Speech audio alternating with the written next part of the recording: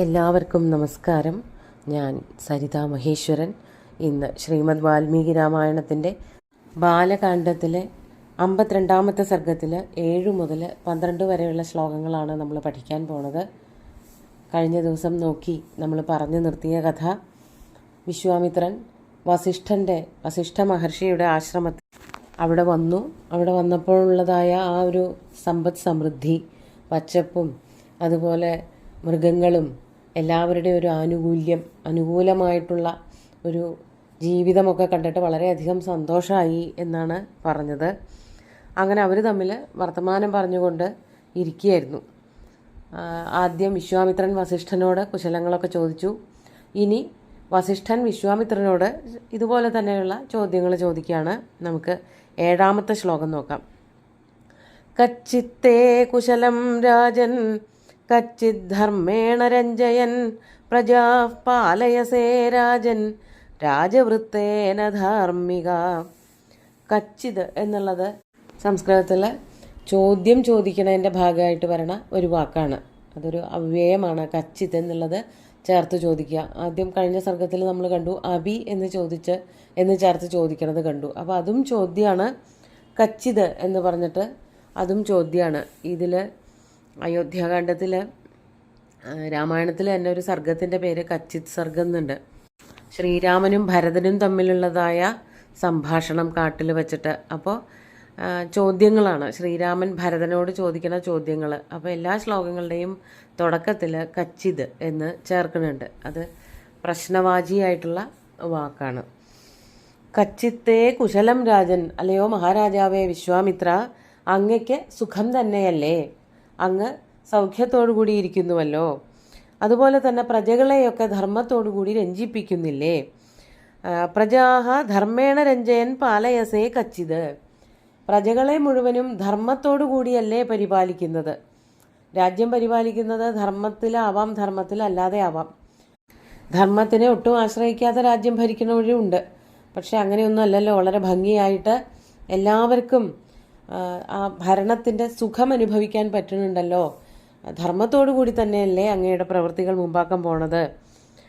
രാജവൃത്തേന ധാർമ്മിക, അങ്ങ് ധാർമ്മികനാണ് എന്ന് ഞങ്ങൾക്ക് എല്ലാവർക്കും അറിയാം.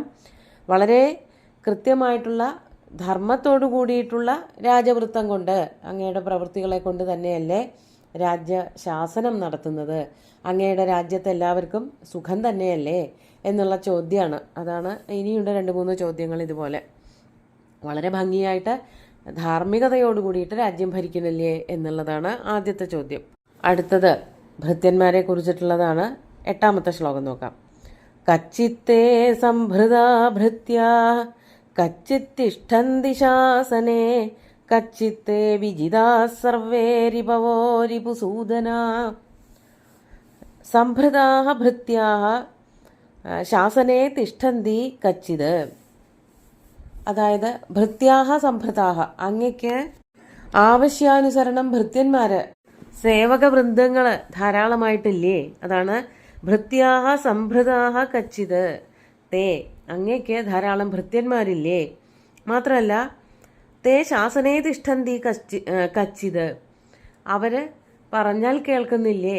നമ്മുടെ ഇഷ്ടത്തിനനുസരിച്ച് പെരുമാറുന്നവരല്ലേ, വകതിരിവോടുകൂടി പെരുമാറുന്നവരല്ലേ എന്നുള്ളതാണ് ചോദ്യം. അതാണ് തേ ശാസനേ തിഷ്ഠന്തി കച്ചിത്. അടുത്ത ചോദ്യമാണ്, അല്ലയോ രിപുസൂദന, ശത്രുക്കളെയൊക്കെ ഇല്ലായ്മ ചെയ്യുന്നവനെ, വളരെ കഴിവുള്ള യുദ്ധവീര്യമൊക്കെ ഉള്ള മഹാരാജാവേ വിശ്വാമിത്ര, സർവേ തേ രിപവഃ വിജിതാഹ കച്ചിത്. അങ്ങയുടെ ശത്രുക്കളെയൊക്കെ അങ്ങ് ജയിച്ചിട്ടില്ലേ? ശത്രുക്കളൊന്നുമില്ലല്ലോ, എല്ലാവരെയും അമർച്ച ചെയ്തിട്ടില്ലേ? ശത്രുക്കളൊക്കെ പൊന്തി വന്നാൽ രാജ്യഭരണം ഭംഗിയായിട്ട് നടത്താൻ പറ്റില്ല. അപ്പോൾ അങ്ങനെയുള്ളവരെയൊക്കെ ഇല്ലായ്മ ചെയ്തിട്ടില്ലേ? അവരുടെ ശക്തിയൊക്കെ ക്ഷയിപ്പിച്ചിട്ടില്ലേ?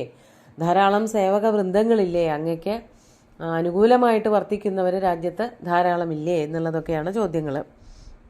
അടുത്തത് 9-ാമത്തെ ശ്ലോകം നോക്കാം. കച്ചിത് ബലേഷു കോശേഷു മിത്രേഷു ച പരന്തപ കുശലം തേ നരവ്യാഘ്ര പുത്രപൗത്രേ തഥാ നഘ. ഇനി ബലേഷു കോശേഷു മിത്രേഷു ച കുശലം കച്ചിത്. അങ്ങയുടെ ബലം എന്ന് പറഞ്ഞാൽ സൈന്യങ്ങൾ, സൈന്യത്തിന് സുഖം തന്നെയല്ലേ? സൈന്യമൊക്കെ വേണ്ടതുപോലെ യുദ്ധനിപുണന്മാരൊക്കെ തന്നെയല്ലേ? യുദ്ധം അടുത്തു വന്നാൽ അപ്പോൾ പോയിട്ട് പരിശീലിക്കേണ്ട കാര്യമൊന്നുമില്ലല്ലോ. എപ്പോഴും തയ്യാറായിട്ട് നിൽക്കുന്ന സൈന്യം കൂടെ ഉണ്ടല്ലോ. കോശം മിത്രം. കോശം എന്ന് പറഞ്ഞാൽ ഭണ്ഡാരമാണ്, ഖജനാവ്.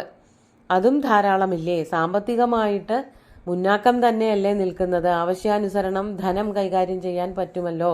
ധനസമൃദ്ധമല്ലേ രാജ്യം? പോരാത്തതിന് ധാരാളം സുഹൃത്തുക്കളുമുണ്ടല്ലോ അല്ലേ? അപ്പോൾ ഒരു രാജ്യം നന്നായി ഭരിക്കണമെങ്കിൽ ഇതൊക്കെ ശക്തമായിട്ടുണ്ടാവണം. സൈന്യം ശക്തമായിട്ടുണ്ടാവണം, ധനമുണ്ടാവണം, നമുക്ക് അനുകൂലമായിട്ട് നിൽക്കുന്ന മിത്രങ്ങൾ ഉണ്ടാവണം. അല്ലാതെ ശത്രുക്കൾ ഉണ്ടാവും പാടില്ല. ശത്രുക്കളെയൊക്കെ അമർച്ച ചെയ്യണം. അതുപോലെ സേവക വൃന്ദങ്ങൾ ഉണ്ടാവണം. ഇതൊക്കെ ഉണ്ടെങ്കിലേ രാജ്യം മുമ്പാക്കാൻ നന്നായിട്ട് കൊണ്ടുപോകാൻ പറ്റുള്ളൂ. അതാണ് ആ ചോദ്യങ്ങളുടെയൊക്കെ അർത്ഥം. അവർക്കൊക്കെ കുശലം തന്നെയല്ലേ? മാത്രമല്ല, അല്ലയോ നരവ്യാഘ്ര തേ പുത്രപൗത്രേ കുശലം. നരവ്യാഘ്ര അനഘ, ഇതൊക്കെ രാജാവിനെ, വിശ്വാമിത്രനെ സംബോധന ചെയ്യണതാണ്. പുരുഷവ്യാഘ്രമേ, പുലി പോലെ ആക്രമിക്കുന്ന ശീലമുള്ള, അല്ലയോ പാപങ്ങളൊന്നും ചെയ്യാത്തവനായിട്ടുള്ള വിശ്വാമിത്ര മഹാരാജാവേ, അങ്ങയുടെ പുത്രന്മാർക്കും പൗത്രന്മാർക്കും ബന്ധുമിത്രാദികൾക്കുമൊക്കെ സുഖം തന്നെയല്ലേ എന്ന് കുശലം ചോദിക്കുകയാണ് വസിഷ്ഠ മുനി. എന്നിട്ട് അത് കേട്ടിട്ട് മറുപടി പറയാണ്, സർവത്ര കുശലം രാജാ വസിഷ്ഠം പ്രത്യുദാഹരത് വിശ്വാമിത്രോ മഹാതേജ വസിഷ്ഠം വിനയാൻവിതം. ഈ ശ്ലോകത്തിൽ തന്നെ 2 തവണ വസിഷ്ഠം എന്ന് പറഞ്ഞിട്ടുണ്ട്. അത് ആദ്യത്തെ ഒരെണ്ണം വസിഷ്ഠ മുനിയെയും മറ്റത് വസിഷ്ഠൻ്റെ വിശേഷണമായിട്ടുമാണ് ഉപയോഗിച്ചിരിക്കുന്നത്. ഐശ്വര്യവാനായിട്ടുള്ള, അതുപോലെ തന്നെ പ്രതാപവാനായ, കാന്തിമാനായ, സർവോത്തമനായ എന്നുള്ള അർത്ഥം ഒക്കെ കിട്ടാൻ വേണ്ടിയിട്ടാണ് വസിഷ്ഠൻ എന്ന് പറഞ്ഞത് എന്ന് ഒരു വ്യാഖ്യാനത്തിന്, ലീലാവതി ടീച്ചറുടെ വ്യാഖ്യാനത്തിൽ അങ്ങനെയാണ് കാണുന്നത്. മറ്റൊരെണ്ണത്തിൽ ശ്ലോകം വിനയാന്വിത എന്നിങ്ങനെ വിസർഗത്തിൽ വിശ്വാമിത്രൻ്റെ വിശേഷണമായിട്ട് വിനയാന്വിത എന്ന് കൊടുത്തിട്ട് വസിഷ്ഠം വിനയാന്വിത വിശ്വാമിത്ര, വസിഷ്ഠനോട് അല്ലെങ്കിൽ വസിഷ്ഠനിൽ വിനയാന്വിതനായിട്ടുള്ള വിശ്വാമിത്രൻ എന്നുള്ള അർത്ഥമാണ് എടുത്തിരിക്കുന്നത്. ഇവിടെ ഇപ്പോൾ നമ്മൾ പറഞ്ഞ പാഠത്തിൽ വിനയാന്വിതം എന്നുള്ള ആ വാക്കും വസിഷ്ഠനോട് ചേർന്ന് തന്നെയാണ് നിൽക്കുന്നത്. അപ്പോൾ ഐശ്വര്യവാനായിട്ടുള്ള വിനയാന്വിതനായിട്ടുള്ള വസിഷ്ഠനോട് എന്ന അങ്ങനെ വേണം അർത്ഥം പറയാൻ. അപ്പോൾ വിശ്വാമിത്രൻ വസിഷ്ഠനോട് എന്താ മറുപടി പറഞ്ഞത്? സർവത്ര കുശലം, എല്ലായിടത്തും എല്ലാവർക്കും സുഖം തന്നെ. രാജാ വിശ്വാമിത്ര, മഹാതേജ രാജാ വിശ്വാമിത്ര, മഹാതേജസ്വിയായിട്ടുള്ള വിശ്വാമിത്രൻ, രാജാവായിട്ടുള്ള വിശ്വാമിത്രൻ വസിഷ്ഠനോട് വിനയാന്വിതം വസിഷ്ഠം പ്രത്യുദാഹരത്. പ്രത്യുദാഹരത് എന്ന് പറഞ്ഞാൽ മറുപടി പറഞ്ഞു. എന്താ മറുപടി പറഞ്ഞത്? സർവത്ര കുശലം. സർവത്ര എന്ന് വെച്ചാൽ എല്ലാ ദിക്കിലും എല്ലാവർക്കും കുശലം തന്നെയാണ്. എന്തൊക്കെ ഇങ്ങോട്ട് ചോദിച്ചോ അതൊക്കെ വേണ്ടതുപോലെ തന്നെ നടക്കുന്നു. ധാർമ്മികതയോട് കൂടിയിട്ട് രാജ്യം മുമ്പാക്കാൻ പോകുന്നു. എല്ലാവരോടും വളരെ മാന്യമായ രീതിയിൽ പെരുമാറുന്നു. എല്ലാവരും തൻ്റെ കൂടെ നിൽക്കുന്നുണ്ട്. തനിക്ക് വേണ്ടപ്പെട്ട സേവക വൃന്ദങ്ങളുണ്ട്, അതുപോലെ ബന്ധുമിത്രാദികളുണ്ട്, സമ്പദ് സമൃദ്ധിയുണ്ട്, ശത്രുക്കളെയൊക്കെ അമർച്ച ചെയ്തിട്ടുണ്ട്. ഇങ്ങനെ എന്തൊക്കെയാണോ ഇങ്ങോട്ട് ചോദിച്ചത് അതൊക്കെ അങ്ങനെ തന്നെയാണ്, എല്ലായിടത്തും സുഖം തന്നെയാണ് എന്ന് വിശ്വാമിത്രൻ മറുപടിയും പറഞ്ഞു. എന്നിട്ട് 11ാമത്തെ ശ്ലോകം നോക്കാം. കൃത്വാ തൗ സുചിരം കാലം ധർമ്മിഷ്ഠൗ താഃ കഥാസ്തദാ മുദാ പരമയാ യുക്തൗ പ്രിയേതാം തൗ പരസ്പരം. അങ്ങനെ അവർ രണ്ടുപേരും അവിടെ വളരെയധികം നേരം വർത്തമാനം പറഞ്ഞുകൊണ്ടിരുന്നു. അതാണ് കൃത്വാ തൗ സുചിരം കാലം. തൗ സുചിരം കാലം കൃത്വ, ആ ധർമ്മിഷ്ഠന്മാരായിട്ടുള്ള രണ്ടുപേരും, വിശ്വാമിത്ര മഹാരാജാവും വസിഷ്ഠ മഹർഷിയും വളരെ കാലം, സുചിരം കാലം എന്ന് വെച്ചാൽ കുറേ നേരം എന്നുള്ള അർത്ഥത്തിലാണ്, കുറേ കാലം, മാസം എന്നുള്ള അർത്ഥത്തിലല്ല, കുറേ നേരം. താഹ കഥാഹ കൃത്വ, പല പല കഥകളും സംഭവങ്ങൾ, ജീവിതയാത്രയിൽ അനുഭവിച്ചിട്ടുള്ളതായ കാര്യങ്ങൾ, മനസ്സിലാക്കിയിട്ടുള്ളതായ അറിവുകളൊക്കെ അങ്ങോട്ടും ഇങ്ങോട്ടും പരസ്പരം പങ്കുവെച്ചുകൊണ്ട് കഥകളൊക്കെ പറഞ്ഞുകൊണ്ട് അങ്ങനെ കുറേ നേരം അവിടെ കഴിച്ചുകൂട്ടി. അതാണ് പറഞ്ഞത്. മുദാ പരമയാ യുക്തൗ പ്രിയേതാം തൗ പരസ്പരം, വളരെ സന്തോഷത്തോടു കൂടിയിട്ട്, പരമയാ മുദാ യുക്തൗ, വളരെ സന്തോഷത്തോടെ വളരെ ആനന്ദത്തോടു കൂടിയിട്ട് ആ കുറേ നേരം അങ്ങനെ കഴിച്ചു കൂട്ടി. പരസ്പരം തൗ പ്രിയേതാം, അങ്ങടും ഇങ്ങടും സന്തോഷിപ്പിച്ചുകൊണ്ടിരുന്നു. ഒരാളുടെ വർത്തമാനം മറ്റാൾക്ക് വളരെ സന്തോഷം നൽകി ഇദ്ദേഹത്തിൻ്റെ അങ്ങടും. അങ്ങനെ വിശ്വാമിത്രനും വസിഷ്ഠനും തമ്മിൽ കുറേ നേരം അങ്ങടും ഇങ്ങടും വർത്തമാനം പറഞ്ഞ് സന്തോഷത്തോടു കൂടി കഴിച്ചു കൂട്ടി. അതിനുശേഷം 12ാമത്തെ ശ്ലോകം കൂടി നോക്കാം. തതോ വസിഷ്ഠോ ഭഗവാൻ കഥാന്തേ രഘുനന്ദന വിശ്വാമിത്രമിദം വാക്യമുവാച പ്രഹസന്നിവ. ഇത് ശതാനന്ദൻ പറയണ കഥയാണല്ലോ. അല്ലയോ രഘുനന്ദന, അല്ലയോ ശ്രീരാമ, ഈ കഥകളൊക്കെ പറഞ്ഞു കഴിഞ്ഞപ്പോൾ, കഥാന്തേ കഥകളൊക്കെ പറഞ്ഞു തീർന്നപ്പോൾ, തതഃ ഭഗവാൻ വസിഷ്ഠ, അതിനുശേഷം ഭഗവാൻ വസിഷ്ഠൻ, വസിഷ്ഠ മഹർഷി, പ്രഹസന്നിവ, പ്രഹസന്നിവ എന്ന് വെച്ചാൽ അല്പമൊന്ന് ചിരിച്ചിട്ടെന്നതുപോലെ വളരെ പ്രസാദാത്മകമായിട്ടുള്ള വാക്കുകളാണ്. അതുകൊണ്ടാണ് പ്രഹസന്നിവ എന്ന് പറഞ്ഞത്. ഒന്ന് ചിരിച്ചുകൊണ്ട് വളരെ പ്രസാദാത്മകമായിട്ട് വിശ്വാമിത്രം ഇതം വാക്യം ഉവാച, വിശ്വാമിത്രനോട് ഈ വാക്കുകൾ പറഞ്ഞു. അതായത് വിശ്വാമിത്രനോട് അത്രയും നേരം വർത്തമാനമൊക്കെ പറഞ്ഞു കഴിഞ്ഞതിന് ശേഷം വസിഷ്ഠൻ വിശ്വാമിത്രനോട് ഇപ്രകാരം പറഞ്ഞു. എന്താ പറഞ്ഞത് എന്നുള്ളത് അടുത്ത ദിവസം നോക്കാം. ഇന്നത്തെ ശ്ലോകങ്ങൾ ഒന്നുകൂടി ചൊല്ലാം.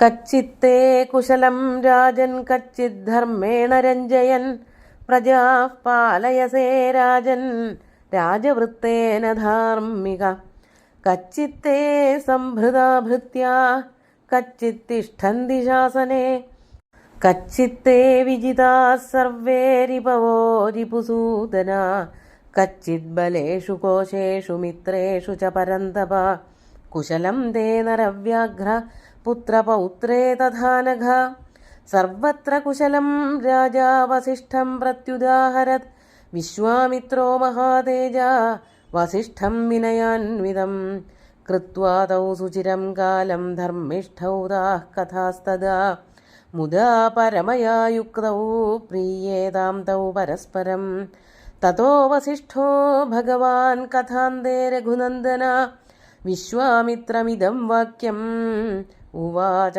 പ്രഹസന്നിവ. അങ്ങനെ ചോദ്യോത്തരങ്ങളായിട്ട് അങ്ങനെ സമയം പോയി.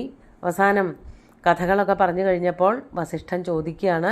അത് അടുത്ത ദിവസം നോക്കാം. സുന്ദരമായിട്ടുള്ള ശ്ലോകങ്ങൾ ഭഗവാൻ ശ്രീരാമചന്ദ്രൻ്റെ കാൽക്കൽ അർപ്പിച്ചുകൊണ്ട് ഗുരുവായൂരപ്പനെ സാഷ്ടാംഗം നമസ്കരിച്ചുകൊണ്ട് എല്ലാവർക്കും ശുഭദിനം നേർന്നു നിർത്തട്ടെ. നന്ദി.